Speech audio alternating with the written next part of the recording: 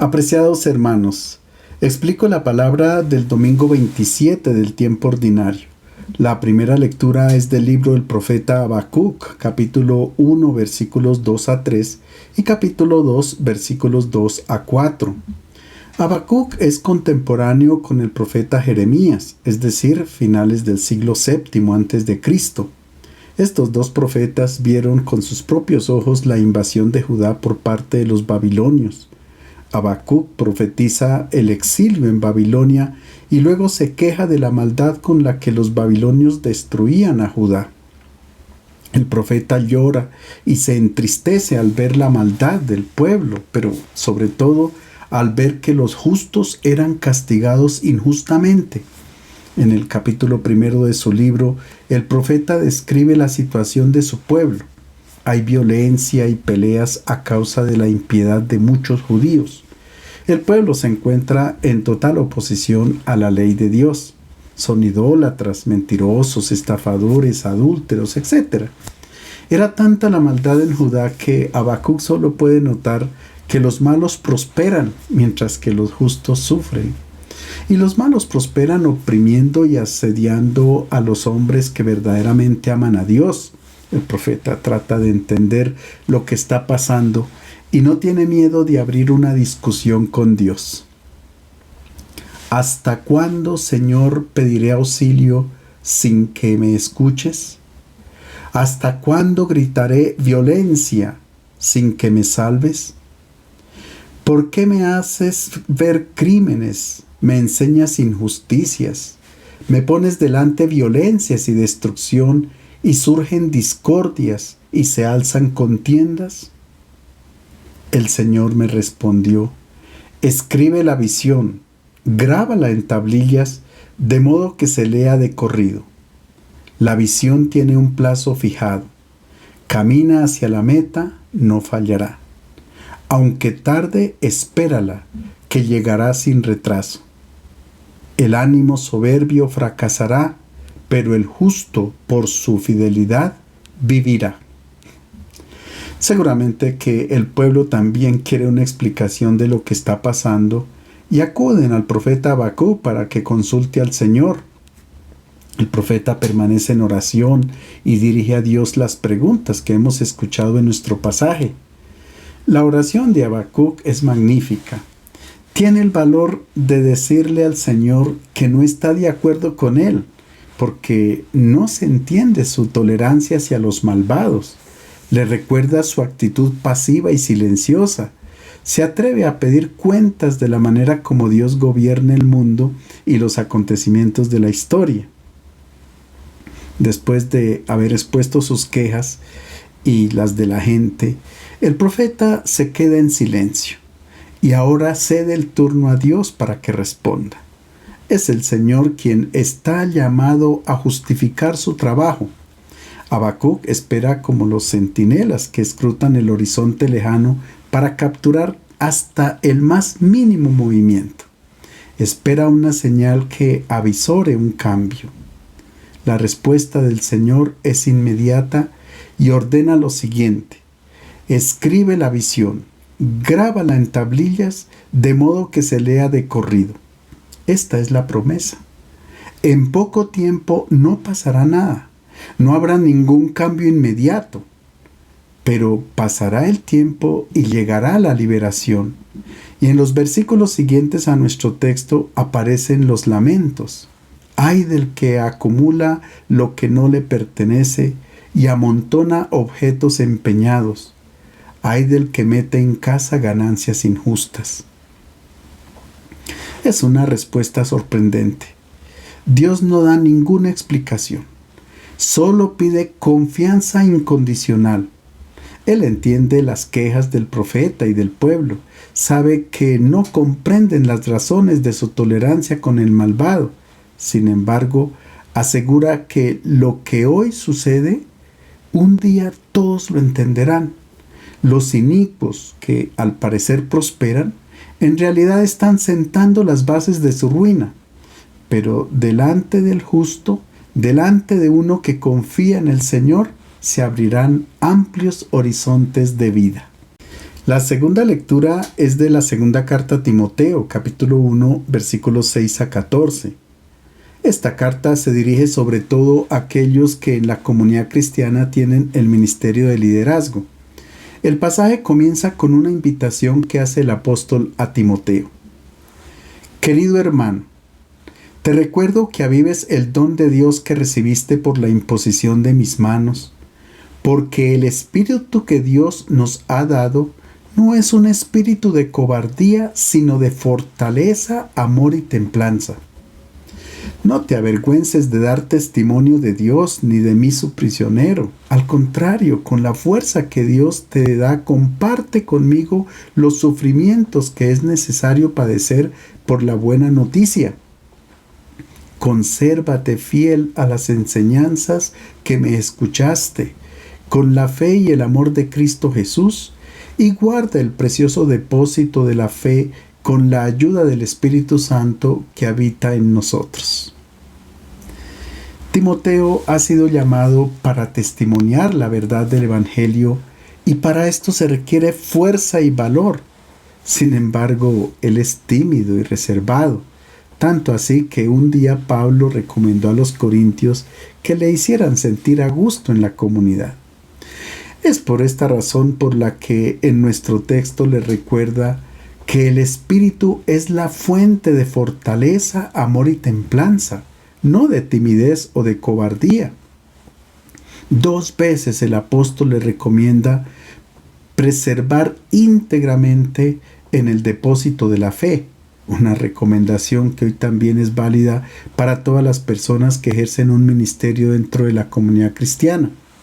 El problema era que al final del siglo I existían falsos maestros que difundían doctrinas erróneas, extrañas, fantásticas y llamativas, que comienzan a infiltrarse en las comunidades cristianas. La adhesión a dicha interpretación errónea del Evangelio trae desviaciones teológicas y morales muy graves. Los líderes de la comunidad tienen que estar alerta para proteger a los fieles, quienes están particularmente expuestos y tentados a adherirse a las herejías.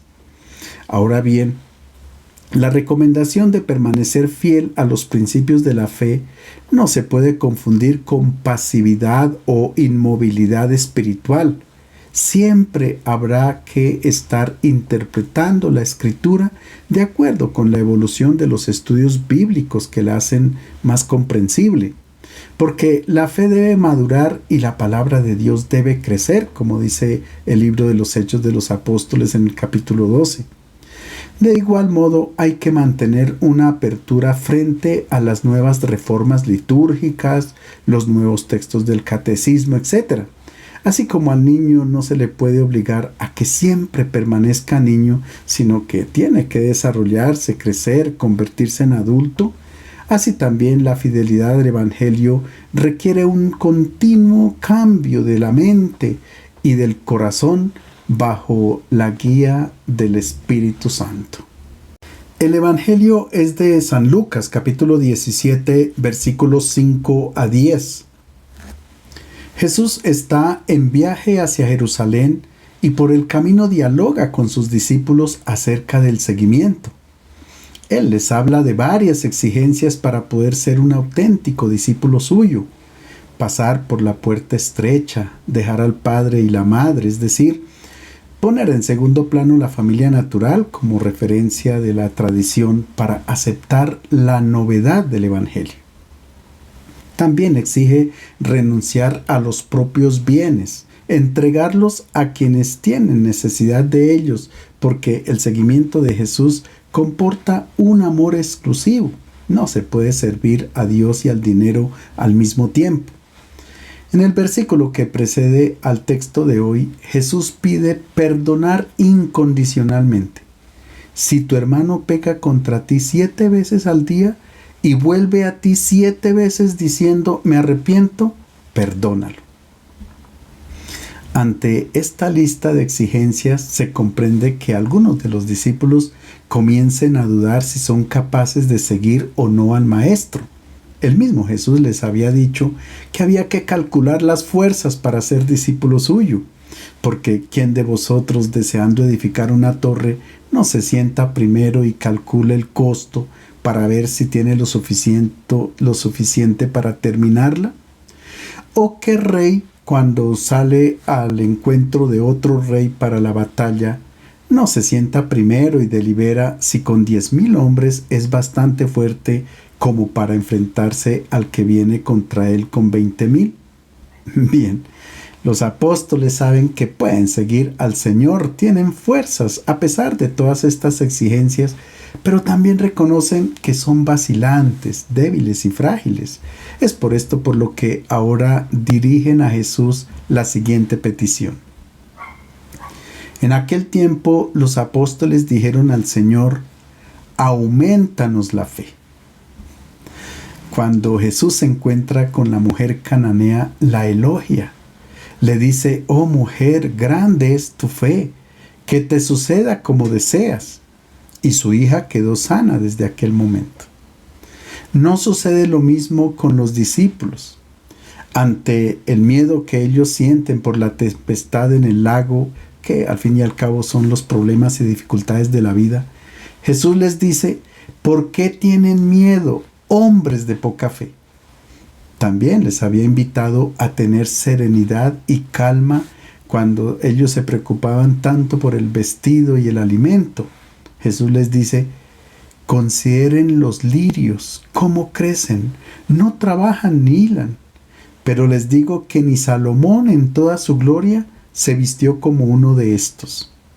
Y si Dios viste así la hierba del campo, que hoy es y mañana se echa al horno, ¿cuánto más hará por ustedes, hombres de poca fe?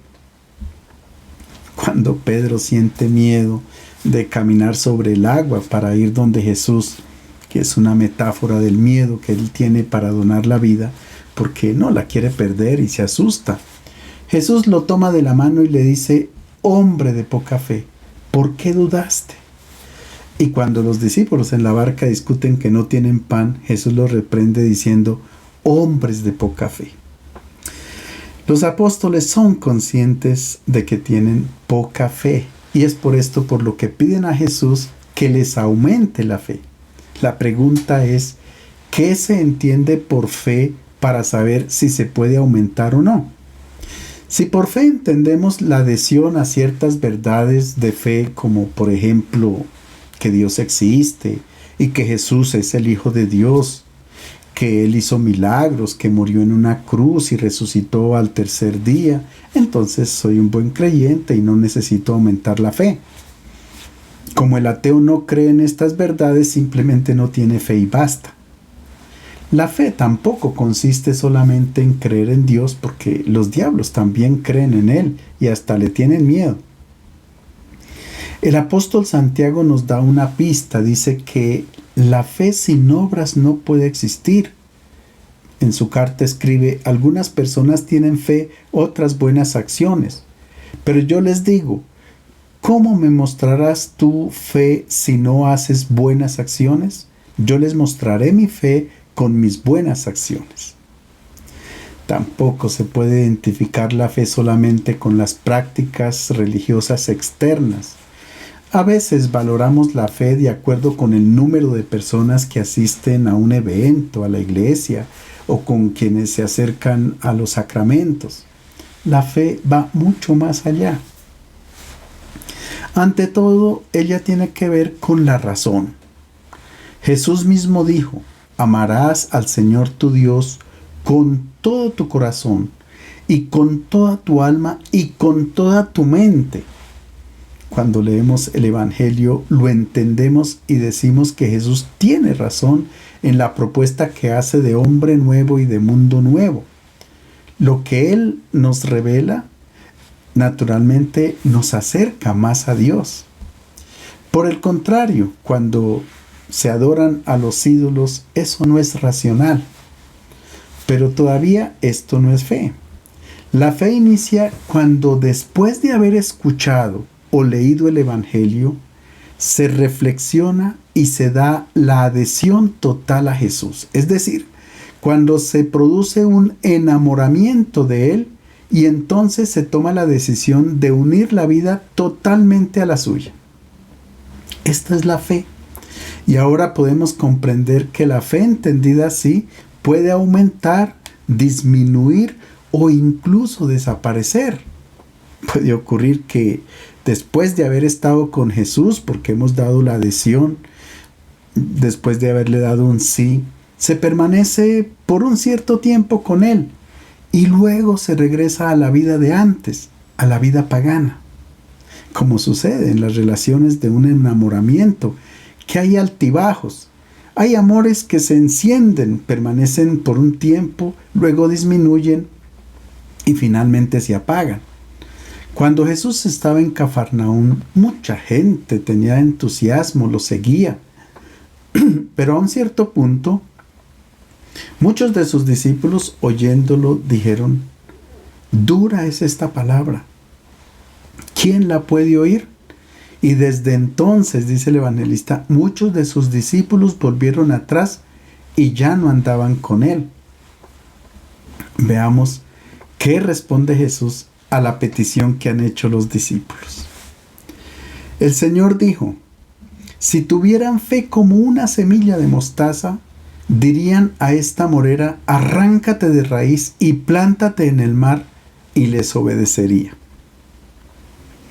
Sorprende que Jesús no haya dado una respuesta directa a la petición que hicieron los discípulos, sino que responde con una imagen paradójica. Es que la petición no tenía sentido, porque la fe consiste en una respuesta libre al amor que ofrece Jesús. Por tanto, la fe no se puede aumentar desde afuera, sino desde el interior de la propia persona. Hay quienes permanecen como admiradores de Jesús. Hay quienes lo quieren y le dan una pequeña adhesión, pero también quienes se enamoran plenamente y le dan su total adhesión, como por ejemplo los santos.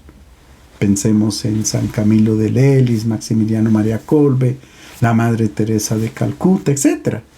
Ellos se han jugado totalmente la vida por el Evangelio, por amor de Cristo. Jesús presenta una hipérbole para animar a los discípulos y para verificar qué prodigios produce la fe. Se le puede decir a una planta que se arranque y que se plante en el mar. Mateo y Marcos no hablan de un árbol, sino de una montaña que puede ser movida con fe. Sin embargo, el mensaje es el mismo y se puede resumir con las palabras pronunciadas por Jesús en otro contexto. Todo es posible para quien cree. No se sabe exactamente a qué planta esté haciendo referencia Jesús. El término sicaminos en griego puede significar también sicomoro, y esta planta estaría más acorde con lo que Jesús quiere expresar. El sicomoro era muy común en Palestina y Egipto. Ofrecía una madera muy dura que no se dañaba ni con el calor ni con la humedad. Las cajas mortuorias donde aparecen las momias egipcias se hacían con esta madera y se encuentran aún todavía en óptimo estado después de tantos miles de años. En Egipto el sicomoro era el símbolo de la inmortalidad, por lo tanto esta madera parecía incorruptible. También se creía que el jugo del higo que producía el sicomoro tenía poderes ocultos, incluso la inmortalidad. Otra característica de esta planta es que echa raíces fuertes y profundas, muy difícil de arrancarlas. Pueden permanecer después de que se corta la planta al menos por 600 años más. Si es supremamente difícil arrancar de raíz esta planta, es casi imposible hacerla crecer en el mar. Y con esta imagen Jesús quiere decir que todo es posible para el que cree. También nosotros pensamos que hay eventos casi imposibles de lograr. Por ejemplo, la paz en el mundo. Comprobamos que hay una serie de factores que la atrasan. La codicia por el poder, la violencia, el afán por la riqueza, el armamentismo, etc. Pero si le creyéramos a Jesús y confiáramos en el Evangelio y tuviéramos fe como una semillita de mostaza, podríamos lograr la paz universal. Es que el Evangelio nos llama a considerar al otro como una persona y a ofrecerle nuestro amor. De este modo suceden prodigios. No solamente terminarían las guerras, sino que podríamos acabar con las injusticias, con el abuso de nuestra casa común y con el hambre del mundo. Y este prodigio está en nuestras manos, no en una intervención milagrosa del Señor. Por falta de fe, pensamos que muchas raíces de sicomoro que se encuentran bien enraizadas en nuestro corazón, hoy como que no somos capaces de arrancarlas. Rencores, resentimientos por injusticias recibidas, el deseo de venganza, volver a restablecer una relación de pareja que después de una traición, algún vicio, etc. Pero cuando confiamos en Cristo y en su Evangelio, todos estos prodigios suceden. Somos capaces de sacar de raíz todo lo que hay en nuestro corazón de negativo. Para que las enseñanzas de Jesús quedaran bien fijas en las mentes de sus discípulos, Él introduce la siguiente parábola. Supongamos que uno de ustedes tiene un sirviente arando o cuidando los animales. Cuando éste vuelva del campo, ¿le dirá que pase enseguida y se ponga a la mesa?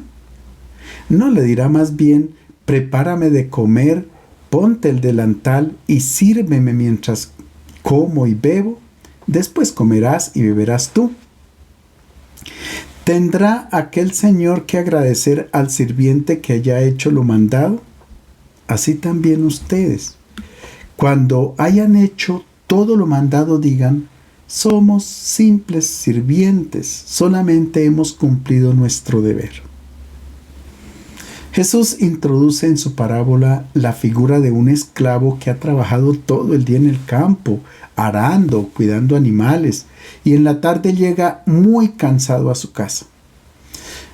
En nuestra manera de pensar, esperaríamos que el amo se compadeciera de él, le agradeciera por el trabajo y lo hiciera sentar a la mesa para servirle algo.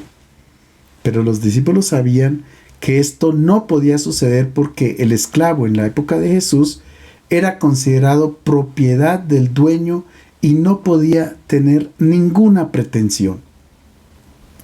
En esta parábola Jesús no afronta el problema de la injusticia social o de la esclavitud porque no es el tema, sino que utiliza un dato de la vida cotidiana para dar una lección a quien quiera ser su discípulo.